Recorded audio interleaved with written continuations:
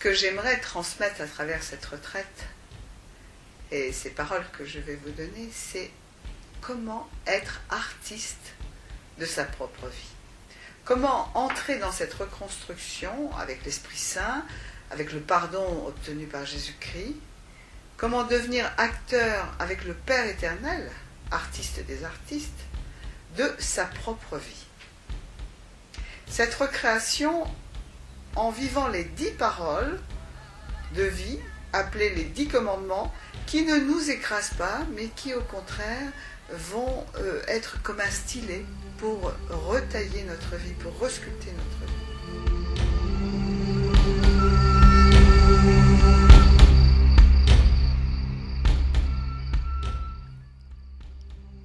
Nous avons perdu le sens du sacré pour nous-mêmes, car nous sommes appelés à devenir beaux de la beauté de Dieu, de qui nous serons rendus semblables lorsque nous le verrons face à face.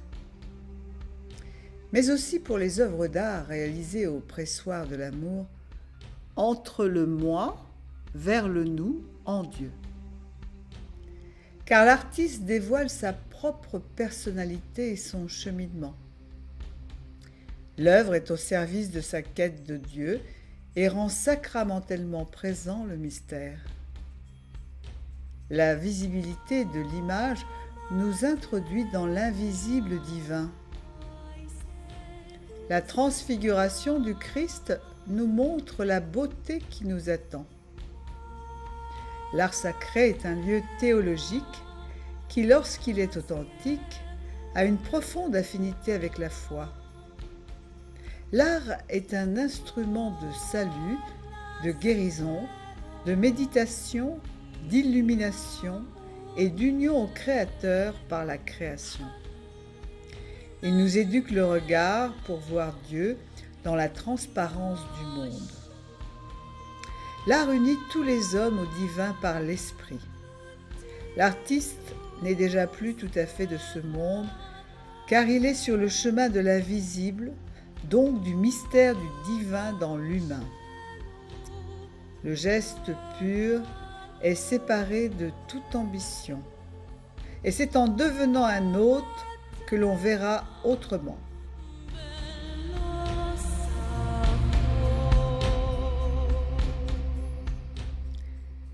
Pourquoi nous nous verrons beaux ? Parce que libérés du premier regard, celui du péché. Pourtant, Dieu dit « Faisons l'homme à notre image », hommes et femmes, il les créa. Le Père fit l'âme, le Fils fit le corps parfait, et l'Esprit Saint fit le souffle de vie ou l'Esprit. Mais hélas, l'homme perdit sa beauté par la désobéissance, par l'orgueil, la gourmandise et le désir. Ces 4 branches brisées par Ève, puis par Adam, vont être stérilisées par la conduite de Marie, puis rachetées par le sang de Jésus. Donc l'homme perdit la joie de Dieu en refusant sa ressemblance. Mais Jésus, beauté parfaite, va revêtir notre péché pour nous en délivrer. Cette malédiction donnée à Ève et à Adam sera levée au fur et à mesure où, par notre foi en Jésus-Christ, nous accomplirons les commandements de vie. Et par le rachat et la restauration, nous retrouverons notre image et notre identité d'enfants de Dieu. Qui lève les yeux vers Dieu resplendira sans ombre ni trouble au visage.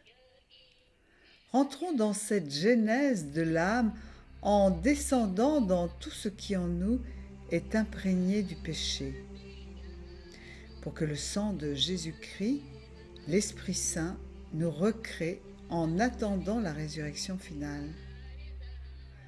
Devenons artistes pour nous-mêmes en participant à cette recréation par la foi et en faisant la vérité en soi. Après s'être laissé regarder par les 10 paroles de vie, puis pardonné et guéri, et entendons cette parole, va et ne pêche plus.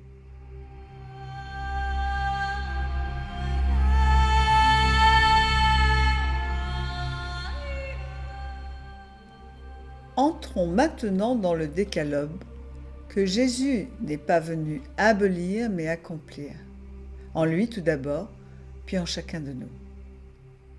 Autant de fois qu'il le faudra, Jésus nous relèvera et nous aidera à remporter les victoires sur nos morts. Tout homme né de Dieu est vainqueur du monde et de la mort par la foi en Jésus-Christ.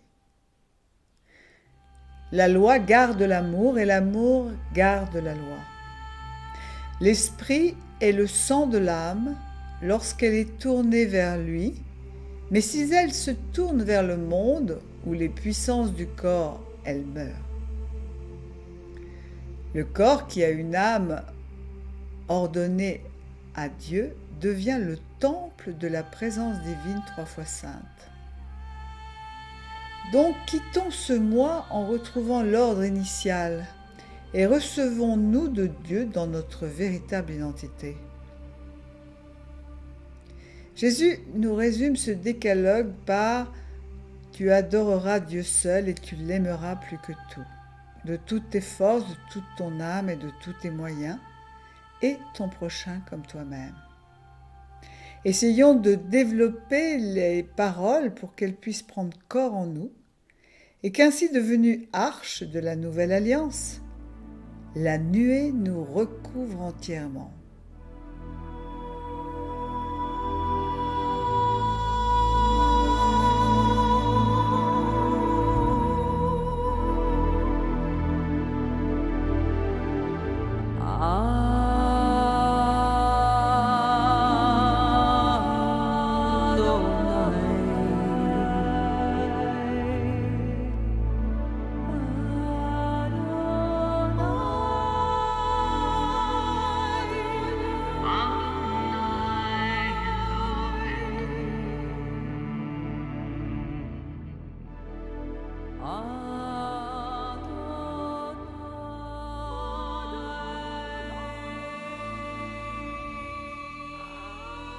Je suis le Seigneur ton Dieu.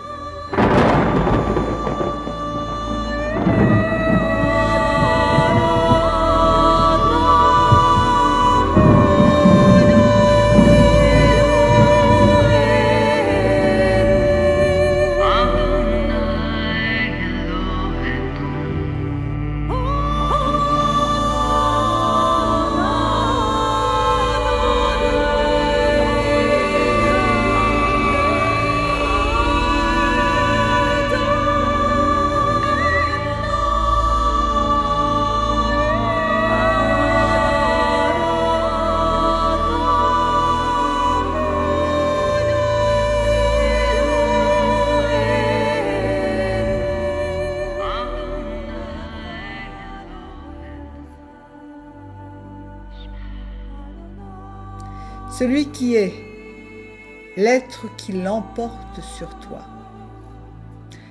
Le Midrash dit qu'après cette parole, le peuple ne voulut plus monter sur la montagne qui tremblait, car ils eurent peur.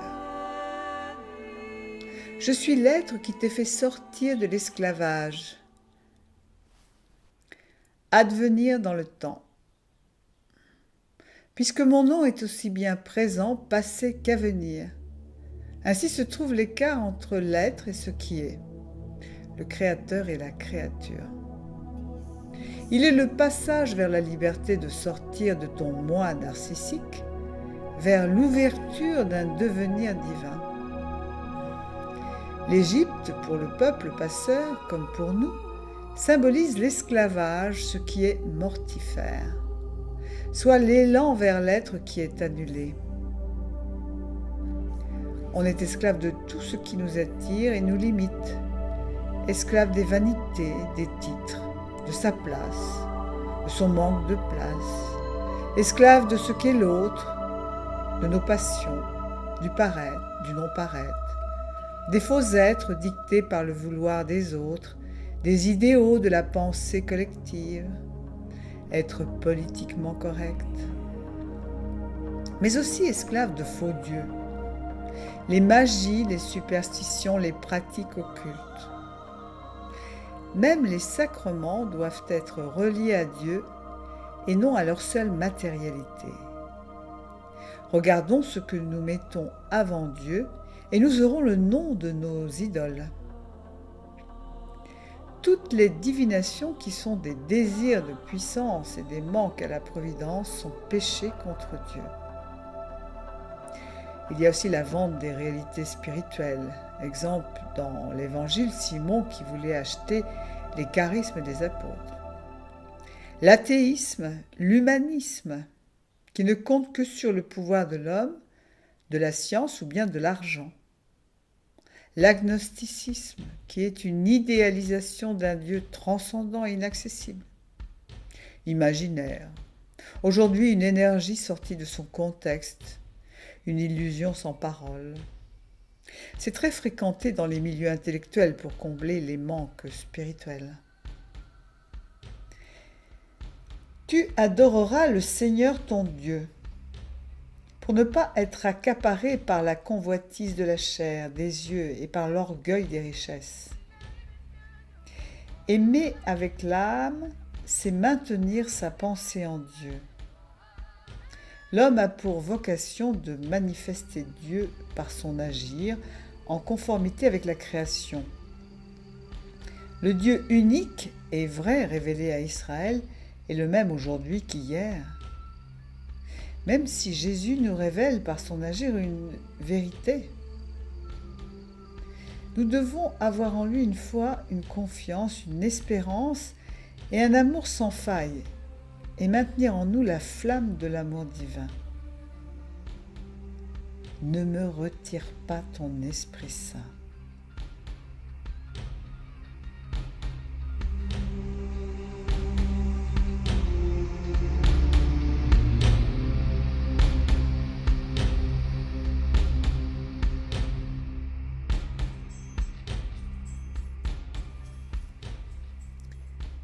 Tu ne te feras aucune image sculptée, rien de ce qui est aux cieux ou sur la terre pour te prosterner devant. C'est le Dieu transcendant qui se révèle à Israël. Il est le tout, au-dessus de toutes ses œuvres, la source de toute beauté, donc il ne s'agit pas de le réduire. Cependant, paradoxalement, Dieu ordonne plus tard de tailler des chérubins pour l'arche, et puis un serpent d'airain dans le désert. On comprend ainsi qu'il s'agit de ne rien mettre à la place de Dieu. Jésus nous dit aussi, « Vous ne pouvez comprendre maintenant, mais quand viendra l'Esprit Saint, il vous enseignera toutes choses. » C'est en se fondant sur l'incarnation du Verbe, avec le 7e concile à Nicée, en 787, qu'est justifié le culte des images qui doivent être vénérées pour remonter à la personne dépeinte, nous dit saint Basile. Le Christ, Marie, les saints, vénérés, non adorés. Mais certes, impossible de donner une image à Dieu, tout au plus un attribut. Exemple, la paternité par Michel-Ange, par Rembrandt, dans le Retour du Fils prodigue. Pour Dieu, seul son Esprit Saint entrevoit sa spirituelle beauté, entend sa voix et goûte sa tendresse. L'homme ne peut exprimer par le son, le ciseau, le pinceau ce qu'est Dieu. Cependant, par Jésus, nous pouvons tendre, guettés par une expression inspirée. Car nul ne peut voir Dieu sans mourir, mais heureux jour où nous le verrons face à face.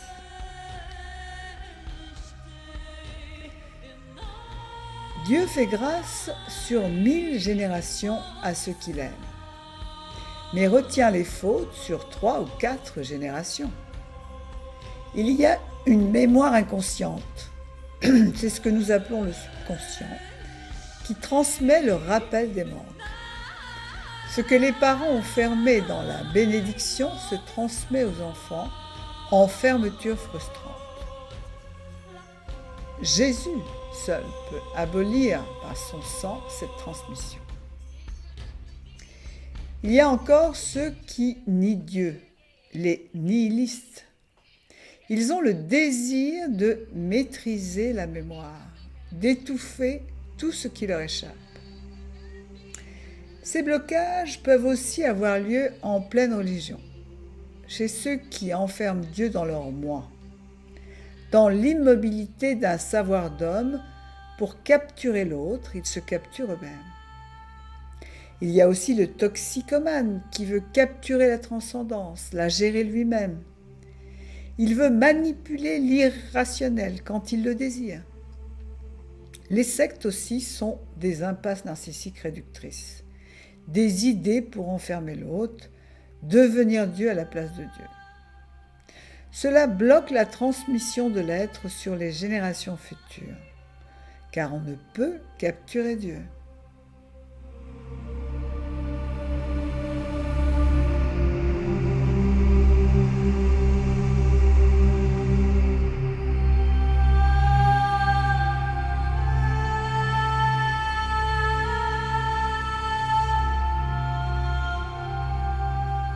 Tu n'invoqueras pas le nom de Dieu en vain. Ne réduis pas le nom de l'être par légèreté. Pas de paroles méprisantes. Car ceux qui insultent l'être ne resteront pas impunis. Ceux qui enferment l'être seront enfermés. Dieu appelle chacun par son nom. Ne réduis pas l'autre, ni toi-même, en méprisant son nom, car tu n'es pas fini d'être. De même, Dieu se révèle par différents noms, qui se manifestent et qui manifestent ce qu'il est. De même, notre nom est l'icône de ce que nous sommes et peut évoluer vers notre identité spirituelle. Exemple, Jacob qui deviendra Israël, Abraham qui devient Abraham, avec le « et » qui est une des lettres du tétragramme. De la même manière pour Sarai, qui deviendra Sarah, avec le « et » final, toujours. L'action de Dieu à un certain moment de leur vie, donc, est manifestée par cette présence du « et ». Celui qui respecte le nom de Dieu sera vigilant aussi pour ses paroles, qui sont aussi importantes que les actes.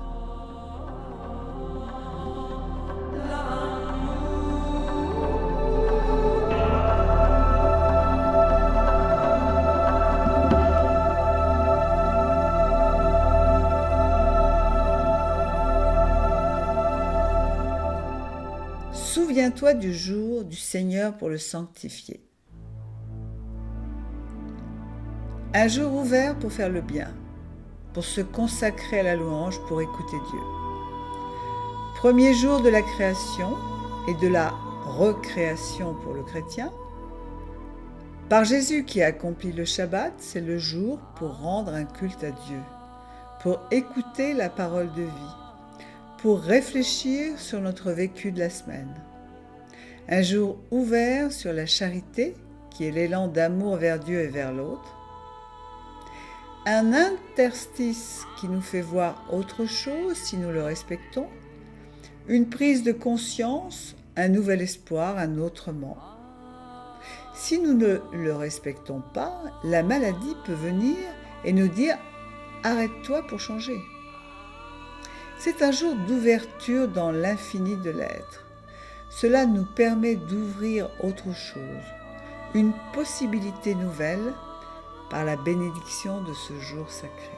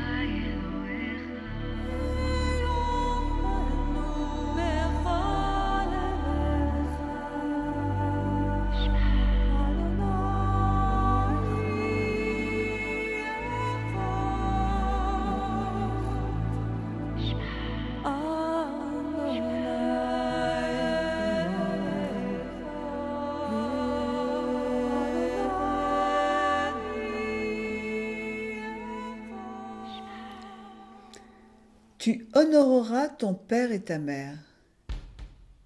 Il s'agit de donner suffisamment de poids à l'histoire de tes parents pour ne pas avoir à la répéter, à la réparer, à connaître le bien reçu et rendre une gratitude. Mais ne souffre pas de ce que sont tes parents. Si ceux-ci ont mal agi, respecte le fait qu'ils ont été passage pour toi, mais ne refais pas leur vie. Mets une distance, tout en leur donnant leur poids, pour ne pas raccourcir ta vie. En reproduisant ce qu'ils n'ont pas su faire, laisse-les à leur histoire. Le mot léger se dit qual en hébreu, et le mot maudire se dit qualad, ce qui veut dire que si c'est trop léger quelque part, ta vision sur tes parents, tu envoies une malédiction. Pose-les comme responsables de ce qu'ils ont fait. Vis ta vie, jouis de la terre promise, de ton avenir.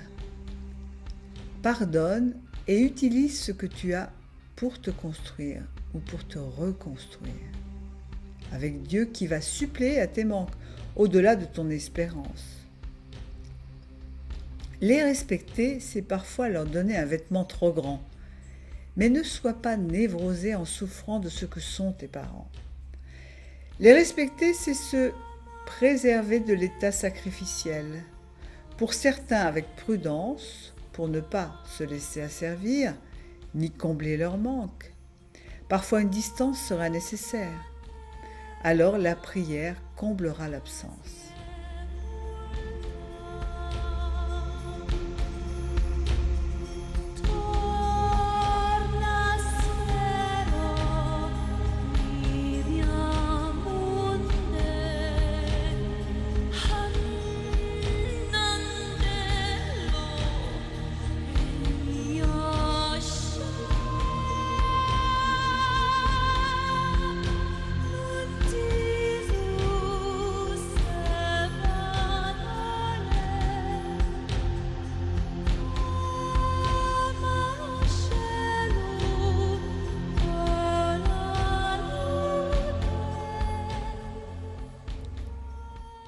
Tu ne commettras pas de meurtre.